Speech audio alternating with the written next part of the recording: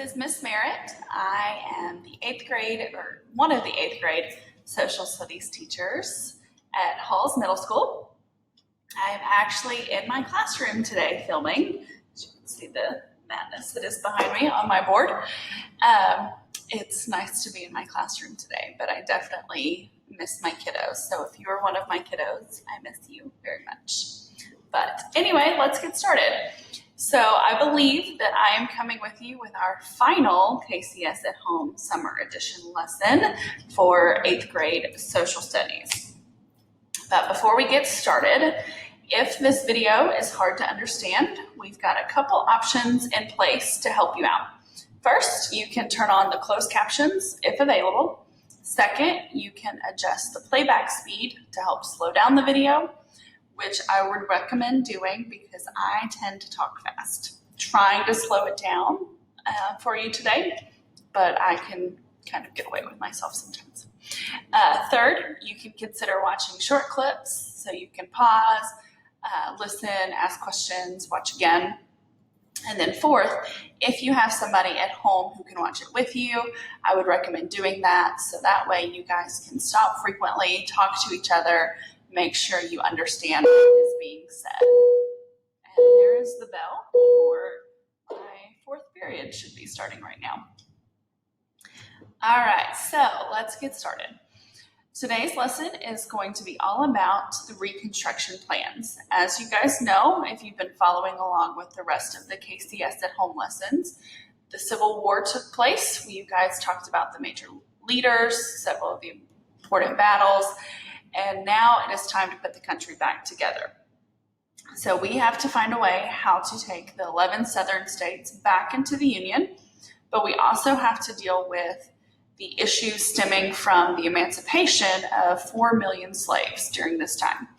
So this process, known as Reconstruction, is going to actually last from 1865 to 1877, and there will be 3 plans proposed on how to put the country back together. And we're going to go through those 3 plans today. We've got Abraham Lincoln's plan, Andrew Johnson's plan, and then the Congressional Plan. And then after we talk about those, we will also discuss your task that goes along with this lesson and make sure you guys are set up and ready to get started on that. So let's begin. So Abraham Lincoln realized in 1863, as the war was drawing to a close, that we needed to start putting this plan together for to reunify the North and the South. Because Lincoln believed that because Lincoln believed that the South did not have the legal authority to actually leave the Union, he instead wanted to focus his plan on forgiveness and putting a lot of this in favor of self-reconstruction by the states with little assistance from Washington itself. So he issues his plan that will eventually be known as the 10% plan. So let's go through the 3 high points with this one. First, he wants to offer pardons to all Confederates for the most part.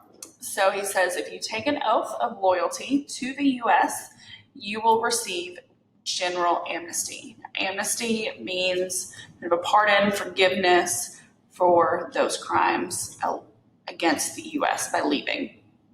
However, high Confederate officials and military leaders are to be temporarily excluded from the process. Now, the reason it's going to be called the 10% plan is because of this 3rd and final bullet. Once 1/10 of the number of voters who participated in the 1860 election have taken that oath within a state, then that state gets to kind of start from scratch. So let me explain what that means. Let's take Tennessee for our example. So once 10% of the number of voters who were allowed to vote in 1860. So it sounds like a big number, but it's really not, because remember, in order to vote at this point, you had to be a white male. So once 1/10 of those men had taken the oath of loyalty within Tennessee, then Tennessee gets to start their new government, and that's going to require a new constitution and new electives to represent Congress. Now, his plan, Congress wasn't overly excited about his plan.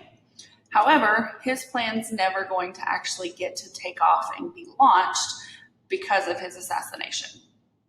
So while his plan is important, there's not going to be a lot done under Lincoln. It's going to be with Andrew Johnson that we start to see actual Reconstruction start to take place. So let's go ahead and move on to Johnson's plan. Now, Johnson is going to take a lot of Lincoln's plan, especially the pardon side, and put it into his plan. Andrew Johnson's plan is going to be known as the presidential plan, since he is president when this gets started. At first, he says pardons will be granted to those who take the oath of loyalty. And he also, in his plan, originally says no pardons will be available to high Confederate officials and persons owning property valued in excess of $20,000. However, those people are allowed to ask for an individual presidential pardon from Johnson, and Johnson does end up issuing the majority of those pardons. He also does include that the states have to abolish slavery before being readmitted.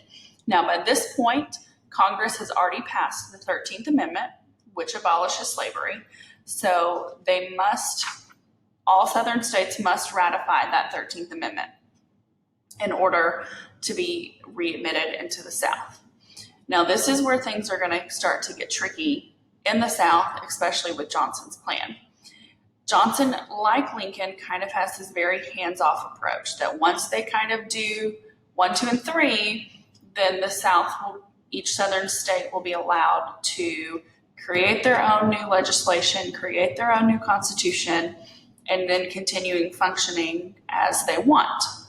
The problem with this one is that as the Southern states ratify,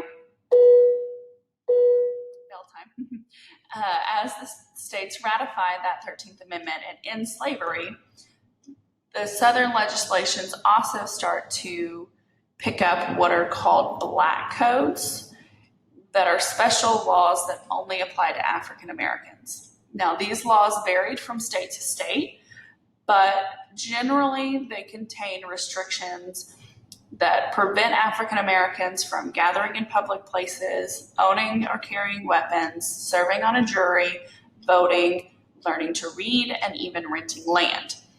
So they're going to, even though slavery is now illegal, these black codes are still going to prevent African Americans from getting further along in life, and also it forces them to usually enter contracts for employment with their previous slave owners. Now, as the fourth bullet here says, that the states are required to repeal that secession ordinance before being admitted, and with that, they also have to prove their new constitution and prove their new legislation. And once that all starts to take place, the Republicans in Congress are starting to see these the effects of these black codes and what it's doing to the African Americans. And even though slavery has been abolished, it's not really changing much in the South. And so Congress decides they need to take over and they need to forego Johnson's plan. So let's talk about Congress's plan now. Within Congress's plan, the state must have the majority within its borders take the oath of loyalty, not just 10%. They want a majority. They must ratify the 13th Amendment. They're also going to start pushing out more amendments in a little bit as well, and we'll talk about those in just a second. And they clarify that no Confederate official could participate in the new government. So under Johnson's plan, once they had received that pardon, they were allowed to take place back in the state legislature or even become governor. And so Congress says no. If you were a part of the Confederate high leadership, you don't get to be a part of this new government. And we're also going to, Congress says, redistribute confiscated plantations from the South and allow more land to be available for poor whites as well as African Americans to kind of rebuild the economy of the South. Congress and Andrew Johnson are going to go back and forth with their plan. And it's going to actually lead to the impeachment of Andrew Johnson.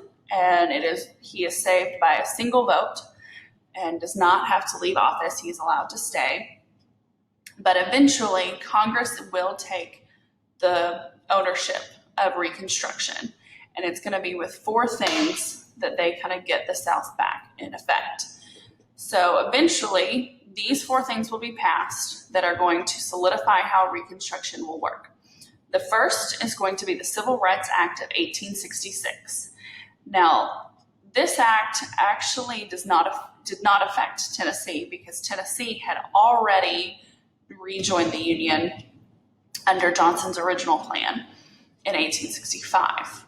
But the Civil Rights Act takes the remainder of the 10 southern states and puts them in quasi-military zones, and Congress and the Washington government kind of has control over those southern states for a while until they ratify the 13th Amendment, which will end slavery, the 14th Amendment that will clarify who is a citizen in the United States. That as long as you are born in the United States or you go through the naturalization process, you are therefore a citizen, and therefore you have all rights as a citizen.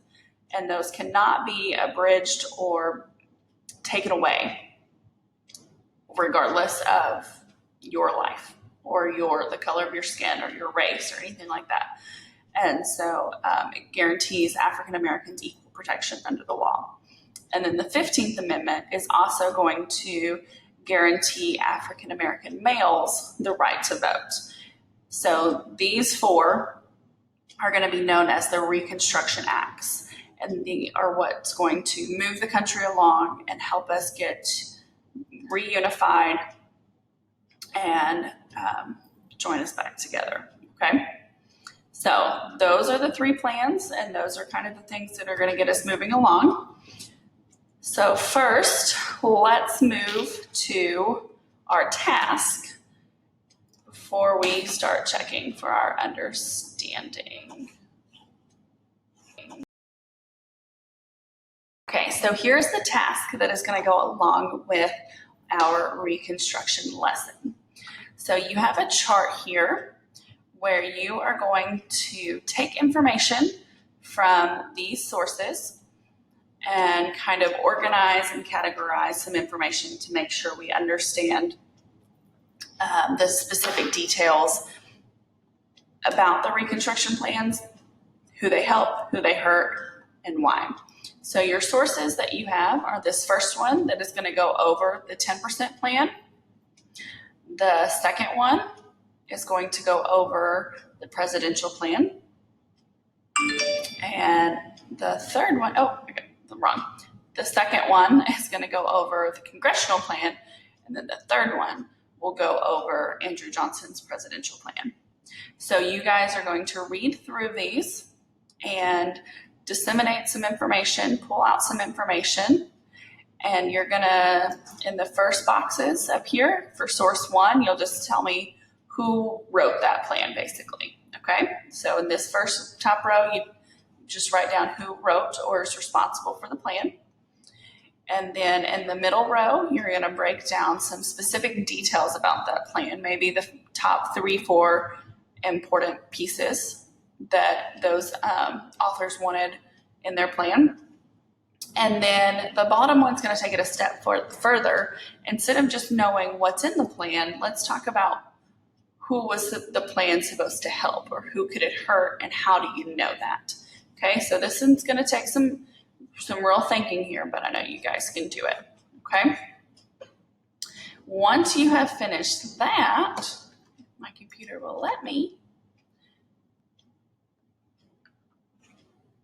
then what I want you guys to do is, just to make sure you understand everything that we've talked about, is reflect on your learning and think, my computer keeps going in and out and doing funny things, so I hope it's still recording. So why were there different plans for reconstructing the South? Based on what you've learned, what happened when no one agreed on that plan? And which plan do you think was the best and why?